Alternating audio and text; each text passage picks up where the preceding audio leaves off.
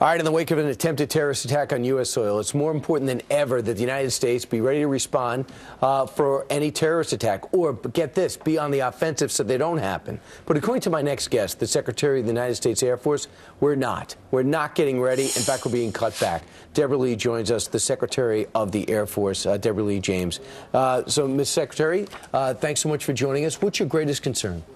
My greatest concern at this point, Brian, is the readiness of our forces. We're the smallest Air Force that we've been since the year 1947, the year of our inception as a separate service. And we have got to get our overall readiness levels up so that we're prepared for any sort of a fight that we may have to take on. So this year you have $136 billion. Next year you'll have $152 billion. And that is not enough.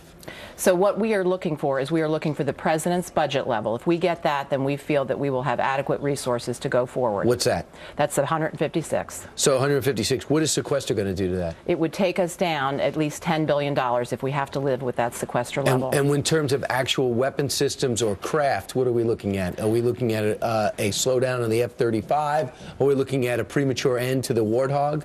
We would be looking at fewer F-35s. We would have to retire the KC-10 refueling aircraft. There would be less money for space, less money for cyber. It would affect the entirety of our Air Force. You know what's so unbelievable? Everyone says no ground forces. We don't want ground forces, but we'll do some aerial attacks. We'll hit you from the sky. Well, you're the ones hitting from the sky, and they're asking you to do it for less money.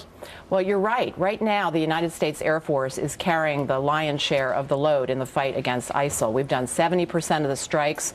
We have done 95% of the refueling missions. We have done the lion's share of the ISR missions. It's a coalition team. It's a joint team. But the United States Air Force has very much been in the lead. And it's only going to continue. You have to figure, because time is money, and time is our safety. Now, what would you say to people who go, well, we have to tighten our belts everywhere? Well, we're tightening our belts in the Air Force. We're becoming more efficient. We are determined to not let, in the future, the weapon systems run over budget over time. We are doing better in that regard, and we're going to keep on it. All right. So when will you find out if you're going to have this increased budget for 2016? And what does it do to the budgetary process when you don't know?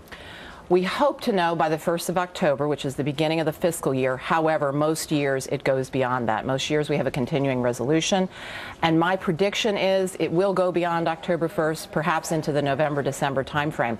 And we have to plan about 2 or 3 different ways because we simply don't know which way it will go. Well, the only person trying harder to get rid of sequester as it relates to defense is the chairman of the Armed Services in the Senate, John McCain. Is he fighting for you? Senator McCain is fighting for us. Mac Thornberry on the House side also is in favor of increased dollars for defense. There's a disagreement on how to do it.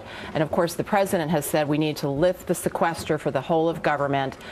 There is some interest in lifting it for defense through a different mechanism called OCO, Overseas Contingency Operations Account.